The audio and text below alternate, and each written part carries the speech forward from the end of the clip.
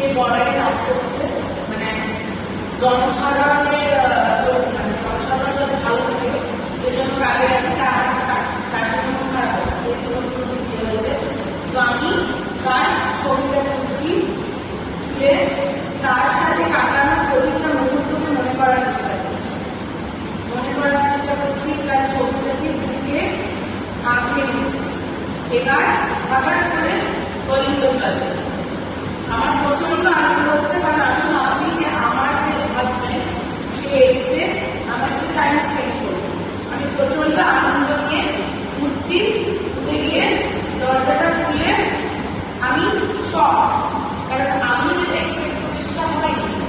আমি এক্সপেক্ট করছি যে আমার ভালোবাসা মানুষটা এসেছে, আমি তার সাথে সময় কাটাবো, কিন্তু তার পরিবর্তে আমি তার মৃত্যু খবর শুনছি, তার পোশাক আর পতাকা সাথে আটকে আছে। সুতরাং সেই যে একটা শখ সেটা মুখে রাখতে হবে। আমি কিছুদিন বিশ্বাস করতে পারছি